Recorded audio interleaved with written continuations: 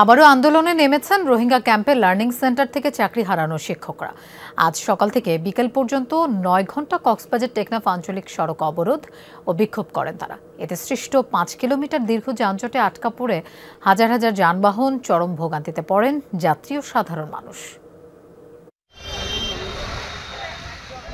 সকাল ৭টা থেকে উখিয়া কোটবাজার এলাকায় কক্সবাজার টেকনাফ আঞ্চলিক সড়কে বিক্ষোভ শুরু করেন রোহিঙ্গা ক্যাম্পের লার্নিং সেন্টার থেকে চাকরি হারানো স্থানীয় শিক্ষকরা। এ সময় সড়কটি দিয়ে যান চলাচল বন্ধ হয়ে যায়। আন্দোলনকারীদের দাবি, তহবিল সংকটের অজুহাতে ১ জুলাই থেকে চাকরিচ্যুত হওয়ার পর মানবেতর জীবনযাপন করছেন তারা।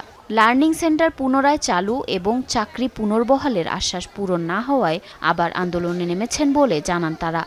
তাদের যেহেতু ফান্ড নাই, তারা অনলাইন ডোনারদেরকে তাদের ৪৫০টি লার্নিং সেন্টার হ্যান্ড ওভার করবে।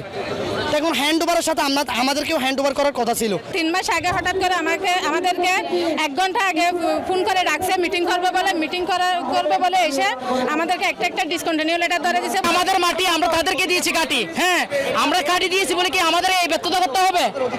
কক্সবাজার টেকনাফ সড়ক অবরোধের কারণে উভয় পাশে যাত্রী ও পণ্যবাহী কয়েক হাজার গাড়ি আটকা পড়ে। প্রায় ৫ কিলোমিটার দীর্ঘ যানজট তৈরি হয়। চরম ভোগান্তিতে পড়েন দূরপাল্লার যাত্রী ও সাধারণ মানুষ।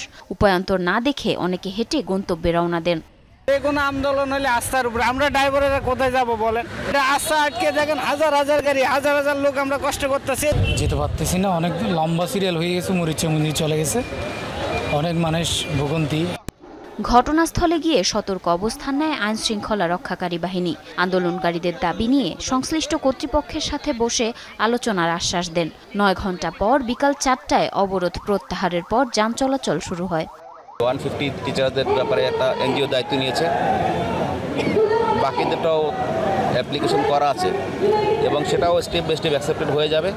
তহবিল সংকটের কারণ দেখিয়ে গত ১ জুলাই রোহিঙ্গা ক্যাম্পে শিক্ষা প্রকল্পে কর্মরত বাংলাদেশি ১৭৯ জন শিক্ষককে চাকরিচ্যুত করা হয়।